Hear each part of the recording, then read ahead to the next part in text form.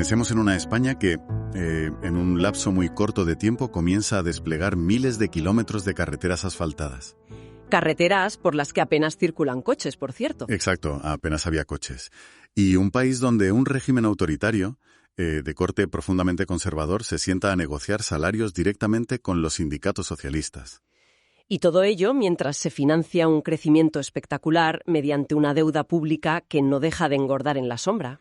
Es que suena a un escenario lleno de contradicciones, pero fue exactamente lo que ocurrió durante los llamados felices años 20. Bienvenidos a un nuevo análisis a fondo en Chronicon Mundi, donde siempre intentamos hacer que la historia sea lo más amena posible. Hola, ¿qué tal? Pues sí, hoy vamos a centrarnos en la política económica y social del periodo de la dictadura de Primo de Rivera entre 1923 y 1930. Eso es. Vamos a examinar al detalle sus medidas, sus efectos reales en la calle y, por supuesto, sus consecuencias. Porque, claro, a menudo se recuerda esta etapa simplemente como una época de bonanza. Sí, de pleno empleo en las ciudades y de mucha obra pública. Pero para entender cómo funcionó realmente esa maquinaria, tenemos que desmontar sus piezas y ver de dónde salía el dinero. Totalmente. Y bueno, lo vamos a hacer desde una perspectiva estrictamente analítica. Vamos a observar los hechos técnicos y las decisiones políticas sin tomar partido, centrándonos en los mecanismos de esa economía. Pues a ver, lo que llama muchísimo la atención al revisar esta etapa es el cambio drástico de rumbo del propio Estado. Un cambio radical, sí. Hasta ese momento la política económica española había seguido más o menos la inercia del liberalismo clásico. Esa idea de que el Estado debe intervenir lo menos posible. Dejar hacer a las empresas privadas, básicamente. Claro. Pero de repente, con la instauración de la dictadura, el Estado asume un papel protagonista. Se convierte en el director de orquesta de toda la economía nacional. El gobierno decidió que la única manera de modernizar el país de forma rápida era asumiendo el control directo. O sea que pasamos al extremo opuesto. Exacto. Esta nueva política económica se cimentó sobre un nacionalismo muy acentuado y un proteccionismo radical frente a los productos extranjeros. Ya, cerrando fronteras comerciales. Eso es. El Estado dejó de ser un mero regulador para convertirse en el principal inversor, planificador y empresario del país. Y la herramienta más contundente que utilizaron para ejercer este control fue la creación de grandes monopolios. Monopolios en sectores estratégicos, claro. Y hablemos de esos monopolios, porque la creación de CAMSA es probablemente uno de los movimientos más audaces del periodo. Sin duda. Estamos hablando de la compañía arrendataria del monopolio de petróleos. El gobierno se da cuenta de que el suministro de combustible es esencial no solo para la industria, sino para el propio ejército. Y la decisión que toman no es fomentar la competencia nacional. Que va, es que deciden directamente expropiar a todas las empresas privadas que operaban en España. Menuda maniobra. Fue una medida sin precedentes por su escala. En aquel momento, la importación, el refinado y la distribución del petróleo estaban en manos de varias multinacionales extranjeras. Y claro, el gobierno calculó que depender de intereses foráneos para la energía era un riesgo inasumible. Exactamente. Al expropiar los activos de estas empresas y crear un único consorcio respaldado por la Banca Nacional y el Estado buscaban garantizar el suministro. Y retener los beneficios dentro de las fronteras, supongo. Claro, CAMSA pasó a controlar cada gota de combustible que entraba y se movía por el país. ¿Y el petróleo no fue el único sector intervenido así? Las comunicaciones también sufrieron un proceso similar con la creación de la Compañía Telefónica Nacional de España. Porque antes de esto, el servicio telefónico era un caos fragmentado. Había distintas empresas operando a nivel local o regional sin una red unificada. Y el Estado decide centralizar todo esto. Pero a la par de estos monopolios comerciales se lanza a transformar el terreno físico del país con un plan de obras públicas enorme. El esfuerzo en infraestructuras fue monumental. Se creó el Circuito Nacional de Firmes Especiales. Que hay que entender que a principios de los años 20 la red viaria española estaba pensada para carros tirados por caballos. Sí, caminos de tierra intransitables con lluvia y llenos de polvo en verano. Así que el Circuito Nacional se dedicó a asfaltar y modernizar miles de kilómetros de carreteras para adaptarlas al tráfico a motor. Y paralelamente se inyectaron enormes cantidades de dinero en mejorar el trazado ferroviario y en crear las confederaciones hidrográficas. Que eran estas instituciones encargadas de gestionar las cuencas de los ríos de forma integral para construir grandes embalses. Todo este despliegue físico requería una cantidad de dinero colosal. Y aquí es donde encontramos una de las maniobras contables más discutidas del régimen, que es el llamado presupuesto extraordinario. Ay, el presupuesto extraordinario. A ver si podemos explicar cómo funcionaba esto, porque fue la llave que permitió gastar a manos llenas sin que pareciera que el país se estaba arruinando en el día a día. Pues el mecanismo consistía básicamente en llevar una doble contabilidad oficial. Por un lado, el Ministerio de Hacienda presentaba el presupuesto ordinario, Que cubría los gastos de funcionamiento habituales del Estado, como los sueldos de los funcionarios o el mantenimiento básico. Exacto, y ese presupuesto ordinario solía mostrarse equilibrado, dando una imagen de rigor y solvencia. Pero por otro lado, crearon este presupuesto extraordinario. Y ahí es donde metían todo el gasto gordo, ¿no? Todo. Al presupuesto extraordinario cargaban los gastos masivos de las obras públicas, la construcción de carreteras, embalses y ferrocarriles. Y claro, este segundo presupuesto no se financiaba con los impuestos recaudados. ¿Qué va? Se financiaba exclusivamente mediante la emisión continua de deuda pública. O sea, mantenían las cuentas del día a día aparentemente saneadas, mientras acumulaban la deuda en un libro contable separado. Pero, a ver, hay un detalle en toda esta estrategia nacionalista que me genera dudas. Dime.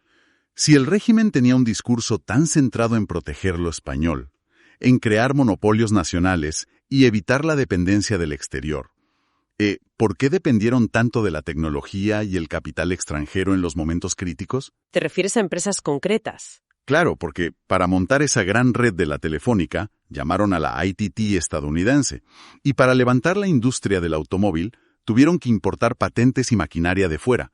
Es una contradicción enorme. Es una contradicción enorme en el discurso político, estoy de acuerdo. Pero esa contradicción desaparece cuando observamos la realidad material del país en 1923. El pragmatismo se impuso a la ideología entonces. Totalmente. Los planificadores económicos sabían perfectamente que España carecía de la tecnología de vanguardia y de los ingenieros especializados. No tenían los medios para instalar una red telefónica automática a nivel nacional por sí solos. Ni tampoco existía el volumen de capital interno suficiente para asumir todo el riesgo financiero de golpe. Por lo tanto, permitieron e incentivaron la entrada de empresas extranjeras como la ITT.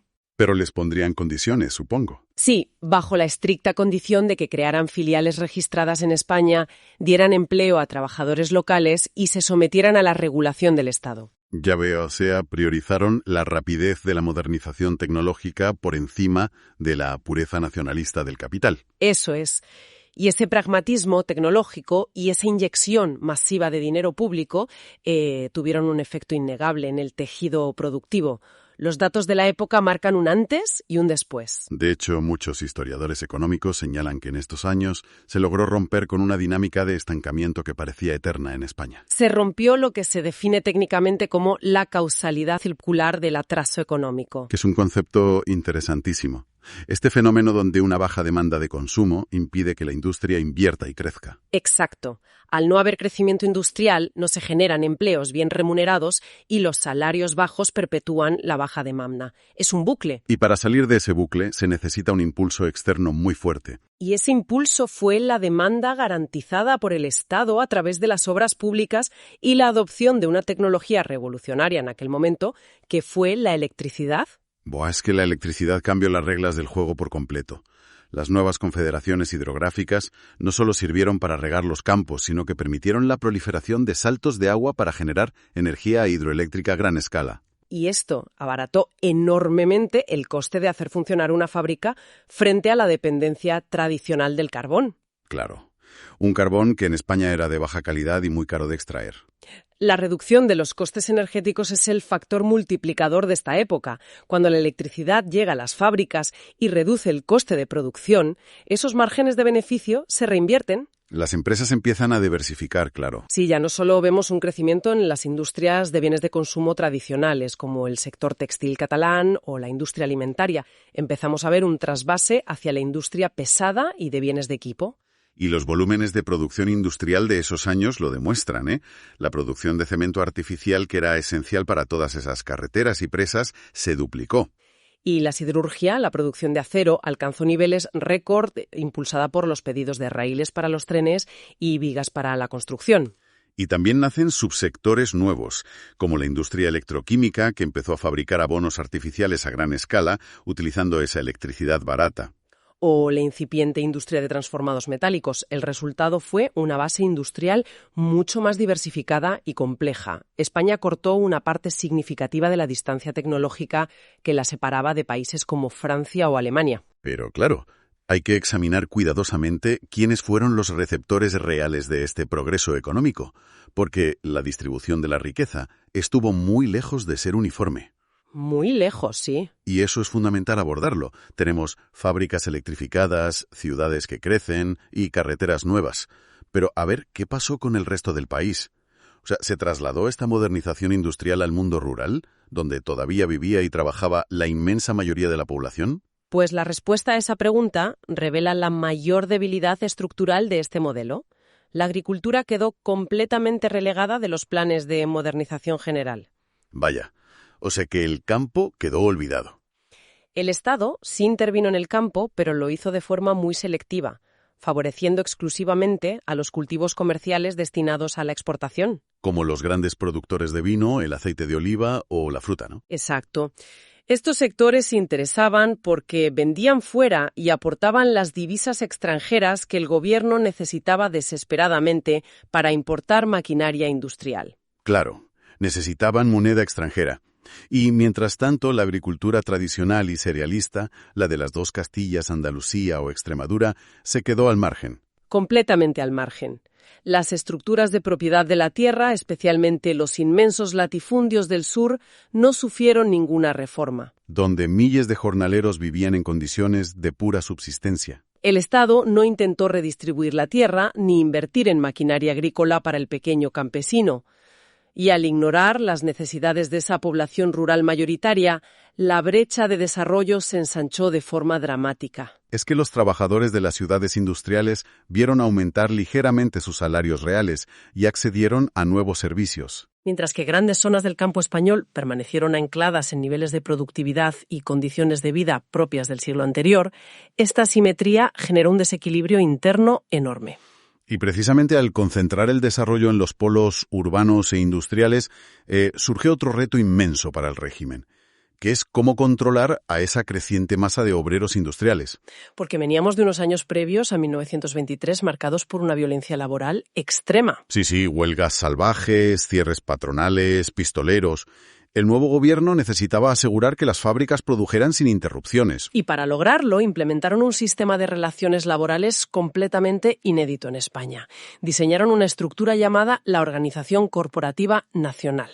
Que el objetivo de este sistema era eliminar la idea de la lucha de clases y sustituirla por la subordinación de todos los intereses al interés de la nación y a la producción. Se organizó a los diferentes sectores productivos en corporaciones y dentro de ellas la herramienta clave de resolución de conflictos fueron los comités paritarios. Hablemos de los comités paritarios que eran literalmente mesas de negociación obligatorias. Eso es, la dinámica era muy clara. De un lado se sentaba una representación de los empresarios de un sector concreto y del otro lado una representación con el mismo número de delegados obreros. Y presidiendo la mesa un representante designado por el Estado. Exacto. La función de este comité era acordar las bases de trabajo, los salarios y los horarios. Y si la patronal y los obreros no se ponían de acuerdo, el representante del Estado tenía el voto decisivo y dictaba la resolución obligatoria. El único de estos comités aseguraba que el gobierno siempre tuviera la última palabra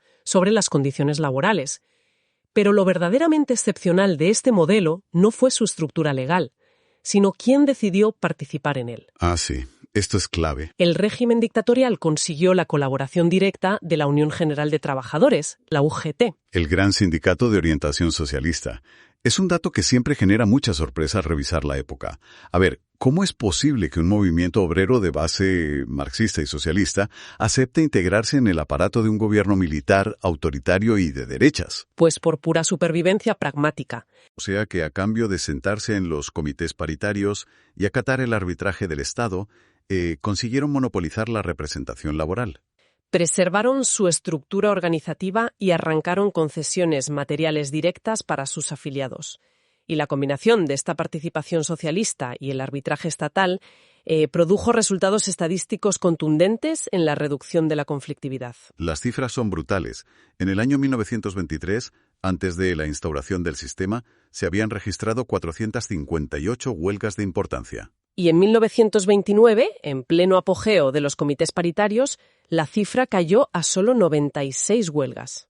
Las fábricas no se detenían. Y para afianzar esa reducción de las huelgas, el Estado complementó el arbitraje con una serie de leyes sociales, actuando con un claro enfoque paternalista. Intentaron mejorar las condiciones materiales básicas de la clase obrera urbana, sí. Se aprobó legislación para la construcción de casas baratas, que eran proyectos de viviendas con alquileres regulados para aliviar la sobrepoblación en los suburbios. Y además de la vivienda, intervinieron en la regulación del trabajo femenino, que era un sector ampliamente explotado. Establecieron la obligación legal de que las mujeres obreras tuvieran un descanso mínimo ininterrumpido de 12 horas entre cada jornada de trabajo. Limitando así los turnos abusivos.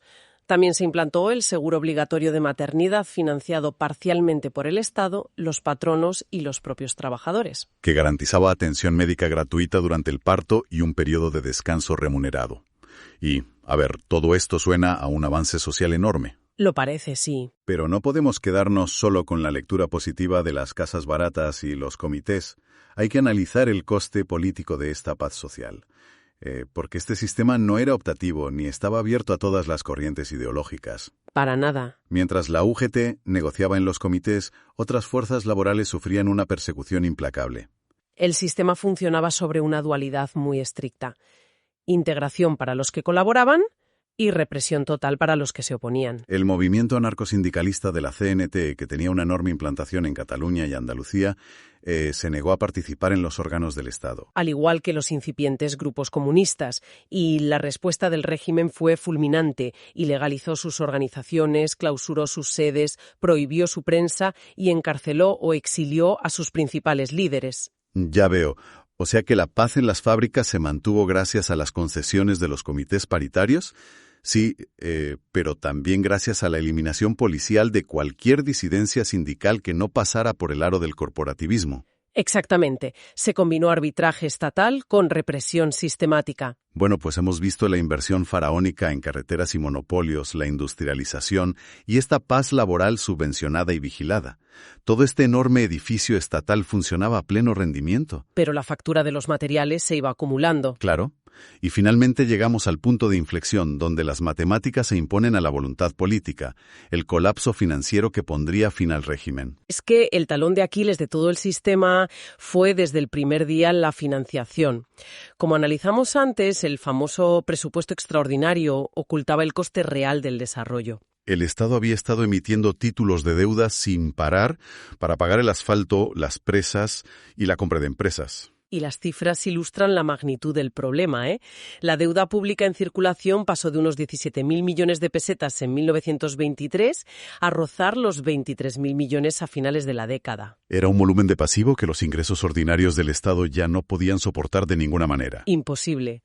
Cuando la carga de los intereses de esa deuda empezó a asfixiar las cuentas del Estado, los responsables del Ministerio de Hacienda se dieron cuenta de que no podían seguir pidiendo prestado eternamente. Había que recaudar más dinero real, lógicamente. Y para ello propusieron una reforma fiscal integral. El objetivo era muy lógico desde el punto de vista recaudatorio. Obligar a tributar al capital, fiscalizar los beneficios reales de las empresas y gravar la riqueza de los grandes propietarios agrícolas y urbanos. Que hasta ese momento pagaban impuestos muy por debajo de sus ganancias reales. Pero claro, intentar tocar el bolsillo de las élites desató una crisis institucional inmediata. Menudo panorama. Los terratenientes, la gran burguesía industrial y la alta banca que habían apoyado fervientemente al régimen para acabar con las huelgas y mantener el orden público, se opusieron en bloque a la reforma fiscal. Ejercieron una presión coordinada tremenda y lograron paralizar cualquier intento de aumentar la recaudación sobre las rentas altas. O sea que el Estado se encontró completamente bloqueado, no podía seguir emitiendo deuda y las élites se negaban a aportar más fondos. Y a esta parálisis interna en la recaudación se sumó el peor escenario internacional posible. 1929. Exacto. El crack de la bolsa de Nueva York en octubre de 1929 provoca un pánico financiero global. El crédito internacional se congela de la noche a la mañana. Los inversores extranjeros empiezan a repatriar sus capitales, y en ese clima de desconfianza extrema, la debilidad de la economía española queda totalmente expuesta. Y es en este preciso momento cuando la moneda nacional, la peseta, sufre un ataque especulativo brutal. Porque el ataque a la peseta en los mercados internacionales de divisas no fue un fenómeno casual, estuvo impulsado por actores con intereses muy específicos. Recordemos la creación de CAMSA y la expropiación de las multinacionales petroleras. Aquellas compañías habían recibido sus indemnizaciones en millones de pesetas. Ah, claro. Y cuando vieron la debilidad de las finanzas españolas, aprovecharon el momento para vender masivamente esas pesetas en los mercados de Londres y París, cambiándolas por libras o dólares. Y al inundar el mercado de pesetas, el valor de la moneda española se desplomó rápidamente, encareciendo enormemente todas las importaciones que la industria nacional aún necesitaba. Con la moneda hundiéndose, el déficit desbocado y la reforma fiscal bloqueada por los más ricos, el ministro de Hacienda presenta su dimisión al constatar la imposibilidad de cuadrar los números. Y esta dimisión económica es el preludio inmediato de la caída política del dictador. Porque el dictador se da cuenta de que ha perdido sus pilares de apoyo. Los altos mandos del ejército le retiran su respaldo, el rey se distancia de él para salvar la monarquía. Las élites económicas mantuvieron su lealtad incondicional al régimen, mientras éste les proporcionó orden en las calles. Mientras suprimió a los sindicatos revolucionarios y les adjudicó jugosos contratos de obras públicas financiados a crédito. Exacto. Pero en el instante exacto en que la deuda obligó al Estado a exigir a esas mismas élites que asumieran el coste real del sistema mediante el pago de impuestos, el consenso autoritario se desintegró por completo. Bueno, pues recapitulando los datos y las políticas que hemos examinado durante esta inmersión profunda. La etapa de Primo de Rivera supuso una evidente aceleración en el tejido industrial español. La acción directa del Estado mediante la inversión en grandes infraestructuras y el impulso a la electrificación rompió el estancamiento de sectores pesados, fomentando la diversificación. No obstante, este desarrollo concentró la inversión en los núcleos urbanos, ignorando las reformas necesarias en una agricultura de subsistencia que empleaba la mayor parte del país. Totalmente cierto. En el ámbito laboral, los comités paritarios y la legislación social redujeron drásticamente los paros y las huelgas articulando un sistema de mediación estatal que funcionó gracias a la participación del sindicalismo socialista, pero que se sostuvo simultáneamente sobre la persecución policial sistemática de las organizaciones obreras disidentes. Y las cifras económicas del final del periodo constatan que el volumen de crecimiento industrial dependió casi en su totalidad de una financiación externa a los ingresos regulares del Estado. El famoso presupuesto extraordinario. Exacto. La herramienta del presupuesto extraordinario ocultó temporalmente la inviabilidad financiera del modelo, acumulando una deuda pública que creció en casi 6.000 millones de pesetas. Una locura. Al cerrarse el acceso al crédito internacional tras la crisis de 1929 y fracasar los intentos de incrementar la recaudación tributaria sobre las rentas del capital, la incapacidad para sostener el gasto público provocó la depreciación acelerada de la moneda y el consecuente colapso político del gobierno. Pues con esto concluimos. Agradecemos sinceramente a todos los que nos escuchan por acompañarnos en este análisis a fondo. Les damos las gracias por su tiempo y atención y nos escuchamos en la próxima entrega. Un saludo.